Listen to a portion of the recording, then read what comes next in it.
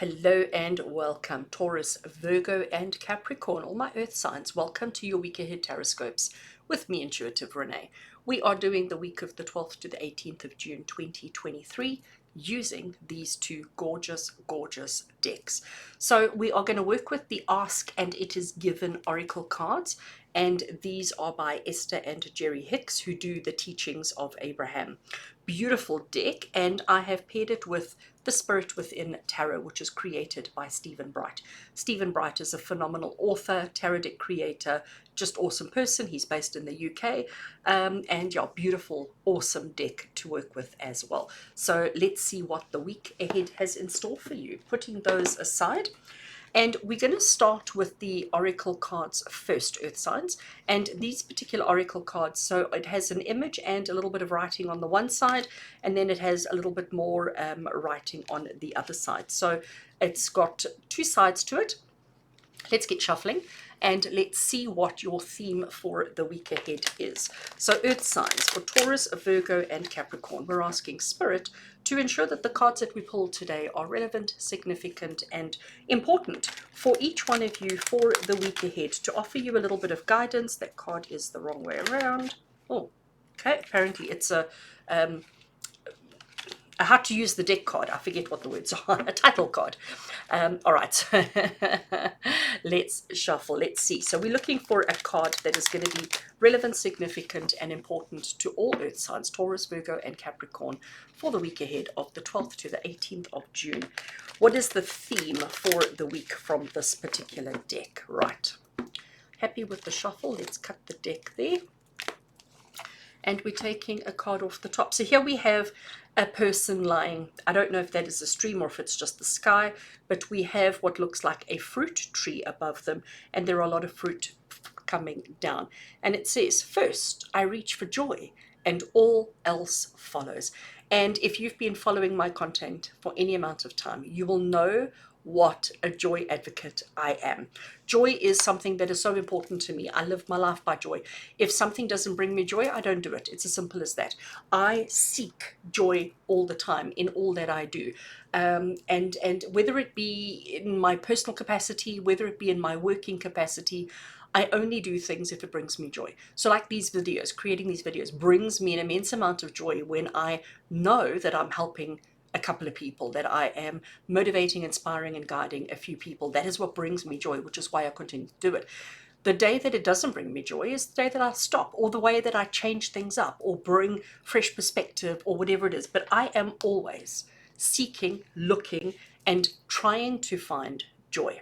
Let's see what it says on the other side of the card. Right, so it says, once you consciously identify your current state of emotion, it becomes easier for you to understand whether you are choosing thoughts that move you closer to your desired destination or further from your desired destination. If you will make the improved feeling or emotion your real destination, then anything and everything that you want will quickly follow. So once you consciously identify your current state of emotion, it becomes easier for you to understand whether you are choosing thoughts that move you closer to your desired destination or further from your desired destination. If you will make the improved feeling or emotion your real destination, then anything and everything that you want will quickly follow. How amazing is that?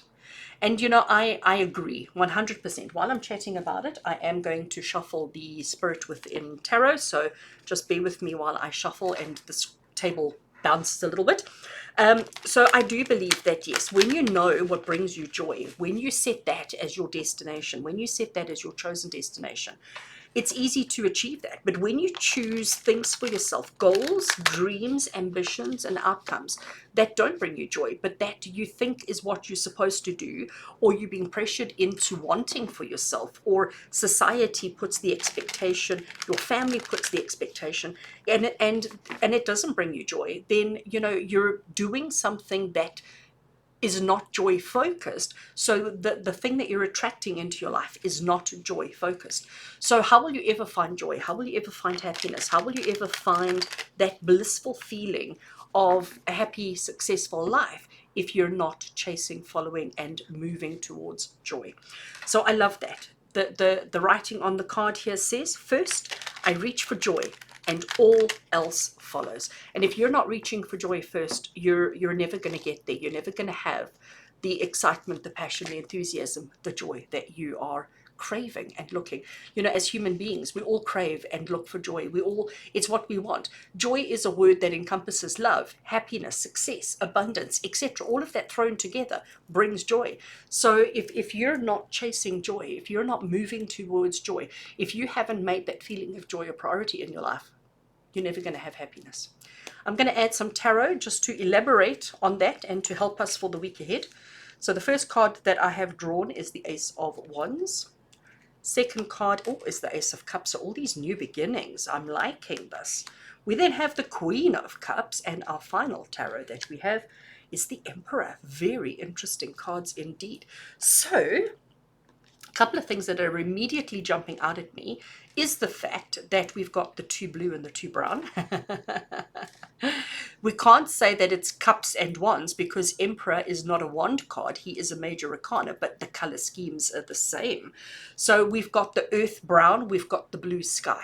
Okay, so it's telling us that we need to immediately, my intuition, my interpretation of this is that we have to look big picture stuff. Okay, we mustn't look at just a single aspect, a single one thing. We need to look at the whole picture. We need to look at everything. So joy is the focused, joy is the what's important and relevant. I want it to lead up to joy. So let's have a look. Ace of Wands. All right, well, let's talk about the 2 aces first of all. Okay, let's bring those 2 in, because ace on its own, ace is number 1. It's the first, it's the beginning, it's the initial step. So that's exactly what the aces represent. They represent new, they represent exciting, they represent stuff that you haven't done before. The suit in this particular case is wands, and in this particular case is cups. The suit is the new what? So the suit is the area, okay? So here we have the Ace of Wands, which is the ace of doing, the new doing. So this is Spirit saying to you, Earth signs, that you need to start doing things differently, doing things in a new way if you're going to find joy. So clearly, whatever it is that you're doing at the moment is not inciting joy in your life. It's not initiating joy. It's not bringing joy, okay? So therefore, if you continue to do things the way you always have done, you're never going to find your joy. So something's got to shift. And what needs to shift is your action, your behavior, and it needs to shift more towards joy. We then also have the Ace of Cups. Now, Ace of Cups, cups is the suit of emotion. It's the suit of feelings, okay? And this is talking about new feelings. So this is Spirit confirming for Taurus, for Virgo, and for Capricorn, that this week, if we shift our focus to be more joyful, and we change our behavior, we change our actions, we change our doing, that in itself will change the emotions. It will change the way we feel. And if we change the way we feel, we're more inclined to find joy. We're more inclined to find happiness. We're more inclined to find what it is that we're actually seeking. We then have the glorious, gorgeous, beautiful Queen of Cups. And on this particular card, if we look at her body language, if we look at what we see there, she's standing outdoors, obviously, and it's almost like it's a mirror image. I know it's slight difference, but almost a mirror image of this background. Here we have the cliff coming this way, and here we have the cliff coming that way. But she's standing outside. She's holding her cup of beverage of choice, whether it be tea, coffee, or something else. We have this beautiful full moon. That's why I'm saying they're almost like mirror images of each other. But she's standing there and she's sipping from her cup, you know, whether it is warming up her hands on a cold night or whether it is just holding it for security and comfort, and then taking a sip of the glorious nectar of whatever is in there, her beverage of choice. But she seems to be quite thoughtful. She seems to be quite, I don't want to say caught up in her thoughts, because I don't know if it is caught up in her thoughts, but she seems to be pensive. Maybe that's the right word to use. She seems to be thinking about what's going on in her life and thinking about her joy. What brings her joy? What doesn't bring her joy? What brings her sadness? You know, she seems to be very thoughtful. But what she's doing is she is not only thinking about herself, but she's also taking in everybody around her, her family, you know, whether it be her children, her parents, her siblings, her work colleagues, her friends, whatever it is, but she's thinking about the people in her life. And I can almost assure you her thoughts are around, how do I bring them joy? Because that is who she is. Queen of Cups is very much about everybody else.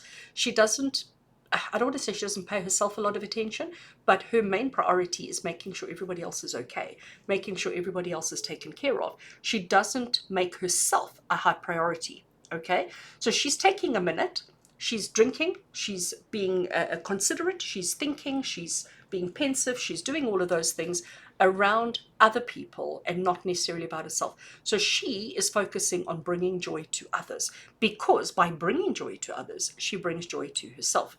But I think this experience itself is what brings her joy.